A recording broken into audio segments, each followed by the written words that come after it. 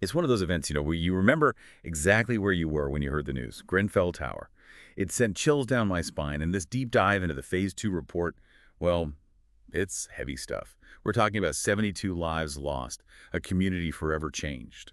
That tower, it's a reminder of what happens when safety takes a backseat. It's a tragedy that unfortunately resonates far beyond the UK. Because at its core, this report, it's about systems we all rely on and how those systems can fail catastrophically. Mm. And we're going deep into the official overview of the Phase 2 report, which really focuses on the lead up to the fire itself. Why? Exactly. The report uses this phrase repeatedly, decades. A failure. Wow. It's a shared responsibility, a tangled web, really, of government bodies, regulatory organizations, and, yeah, the construction industry itself, all contributing. Okay, so let's unpack this. The Grenfell Tower Inquiry. It's a massive, and I mean massive, public inquiry. It was launched to investigate the fire that engulfed Grenfell Tower back in June of 2017. And this wasn't just a fire. We're talking a 24-story inferno in a residential building in London. And the Phase 2 report, this has been years of investigation, witness testimonies, expert analysis. It's about uncovering not just what happened, but why it was allowed to happen. And it doesn't mince words, does it? The report flat out states that this was not some freak accident, not some perfect storm, but a direct result of systemic failures across the board. Failures that were allowed to fester for decades, leading to this horrific outcome. And the report, it names names. It highlights the key players, those who dropped the ball. A who's who of accountability. And frankly, it's pretty horrifying. Let's start with the government. They're the ones ultimately who are responsible for building regulations. And this report, it clearly states that they were explicitly warned about the risks associated with combustible cladding, the very type used on Grenfell. It's even more disturbing when the report details how the government prioritized a deregulatory agenda over safety. Warnings from experts. Ignored. Their own internal reviews. Brushed aside. It's chilling, right? It makes you really question, who's looking out for us when the people in charge of safety are so dismissive of very real risks. And it's not just the government. The report calls out the Building Research Establishment, BRE as it's known. They were once considered the gold standard, really, for fire safety in the UK. I've heard of them, yeah. They're involved in setting standards, conducting tests for building materials, all sorts of things, right? Exactly. But the report is scathing, downright scathing. In its criticism of their conduct, they use terms like unprofessional, highlighting how they seem to prioritize business interests over safety.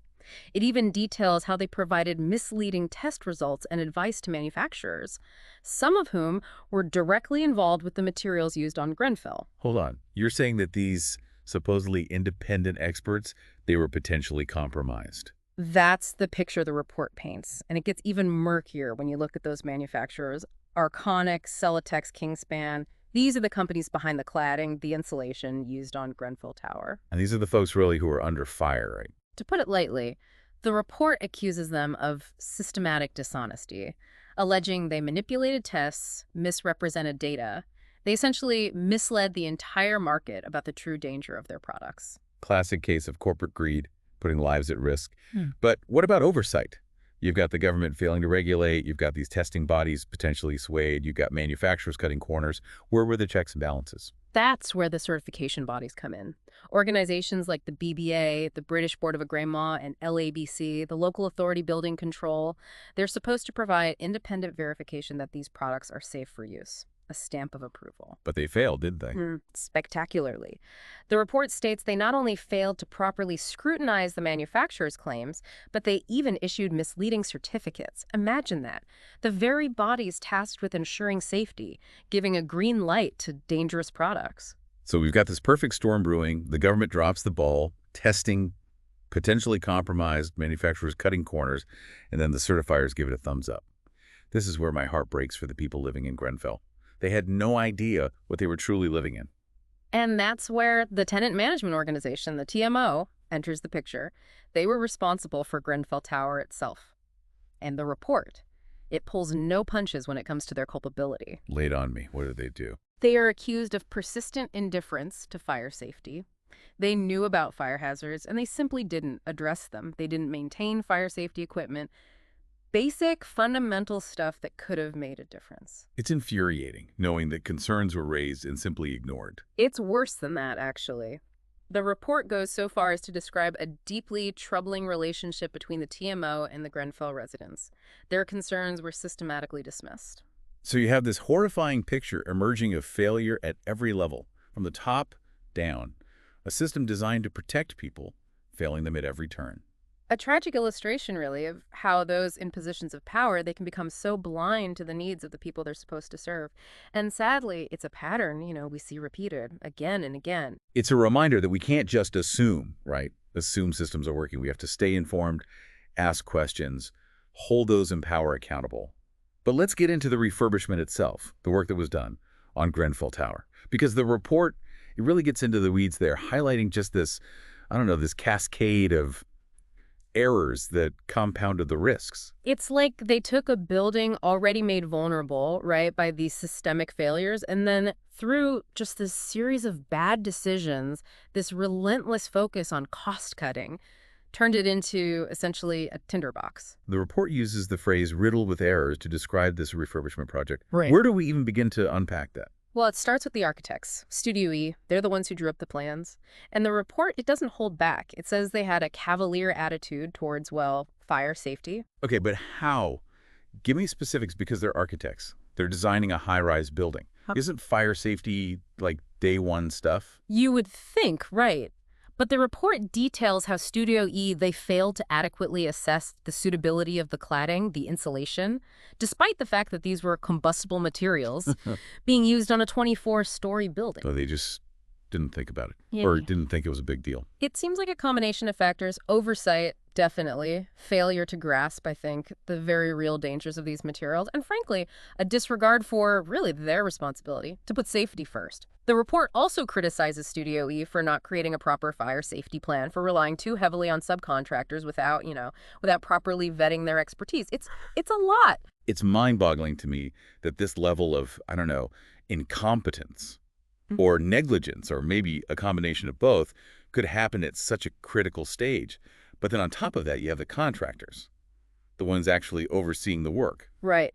Ryden was the principal contractor on the project, and the report finds them seriously at fault. They were responsible for overseeing all the different subcontractors, making sure the work was done to code, and they failed on multiple fronts. Like what? What specific failures are we talking about here? The report states that they overlooked crucial safety aspects, placing too much reliance on subcontractors without properly ensuring, their competence. It was a hands-off approach that simply didn't cut it, not for a project of this scale and complexity. So you've got these architects making bad decisions, contractors dropping the ball on oversight. It's a domino effect. And then, of course, you have the actual installation of the cladding, which we know played a key role in how quickly, how ferociously that fire spread. And that's where Harley comes in, the cladding subcontractor. The report is very clear. They lacked basic fire safety knowledge. They were tasked with installing these materials, but there's no indication they understood the risks, that they questioned whether these materials were appropriate for a building like Grenfell. It's like this nightmare scenario, this cascade of bad decisions, missed opportunities to course correct.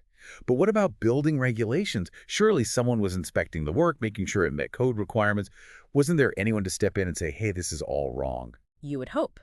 But that brings us to another key player here, RBKC Building Control, the body responsible for ensuring the refurbishment met building regulations. And their role in all of this, it's perhaps one of the most difficult to comprehend. What do you mean? What did they do? Or rather, what didn't they do? The report states they missed glaring red flags, failed to properly scrutinize the design, the materials used. They essentially approved a refurbishment plan that was, according to the report, disastrous from a fire safety standpoint. So you've got architects, contractors, subcontractors, even the building control inspectors, all failing to ensure the safety of this building. It's almost unbelievable. And that's precisely why Grenfell Tower was such a wake-up call, because it exposed not just individual failures, but this system-wide breakdown, this collective blindness to the very real dangers that ultimately cost 72 people their lives. And tragically, as we've seen, those dangers weren't confined to Grenfell Tower. This report, it has implications for buildings, countless buildings, I'd imagine, around the world that may have similar vulnerabilities. It's a stark reminder that what happened at Grenfell Tower can happen anywhere. If we don't learn from these mistakes, if we don't demand better. It's a lot to process, honestly, this whole deep dive. It's anger, it's sadness, this sense of urgency. But these recommendations, they offer, I don't know, a way forward. It's a reminder that we can't just sit back and hope for the best, right? This isn't just a blame game. The report, it goes beyond just dissecting what went wrong. It offers a roadmap for real change, hopefully. Over 40 recommendations, in fact, aimed at, well, completely overhauling how we approach building safety. Okay, so walk me through it. What are some of the key takeaways here? The big changes this report is calling for. One of the most significant is a single independent construction regulator. Remember how we talked about that fragmented responsibility, all those different players? Yeah. This new regulator, it would streamline everything, overseeing everything from product testing, certification, to building control, enforcement. So instead of having all these different entities potentially overlapping responsibilities, you have one central authority making sure the standards are being met every step of the way. Exactly. And it wouldn't just be a rubber stamp. The report is very clear about that. This regulator, they need real teeth. Power to investigate, to penalize those who break the rules, to hold the industry accountable. It makes sense. What else? There's got to be more. Mandatory licensing for contractors. Anyone working on these high-risk buildings. No more relying on subcontractors with, questionable qualifications or cutting corners to save a buck. If you're going to work on a building where people's lives are at stake, you need to demonstrate that you have the expertise. I actually can't believe that's not already a thing, Yeah. especially after Grenfell. You'd be surprised.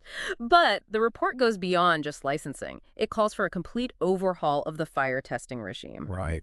Remember we talked about those misleading tests, how manufacturers exploited the system? Oh, yeah.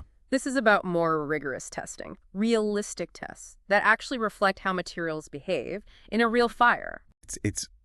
It's incredible to me. We put so much trust in these systems.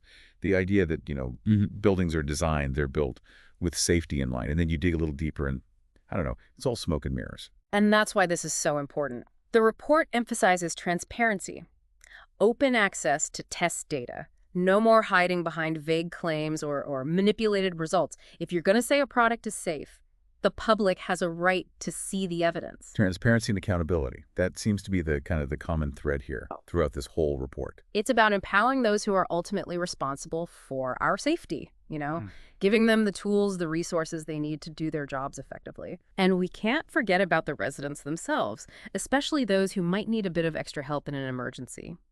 The report really emphasizes the need for better support for vulnerable residents. In these high-rise buildings, people with disabilities, the elderly, anyone who might need assistance evacuating. It's easy to forget that not everyone can just, grab their things and run down the stairs. Exactly. Recognizing that diversity of human needs and designing buildings and systems that actually take those needs into account.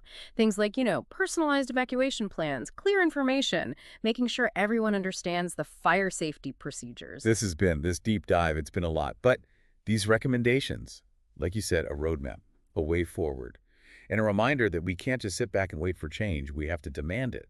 And that's what I hope listeners take away from this. The Grenfell Tower fire, it was a horrific tragedy. But it exposed these deep systemic failures that, frankly, we can't afford to ignore. This report, it's a call to action for all of us, to ask questions, to hold those in power accountable, and to fight for a future where everyone can feel safe in their own homes. Couldn't have said it better myself. And on that note, we're going to wrap up this deep dive. But this conversation, it's far from over. Thanks for listening.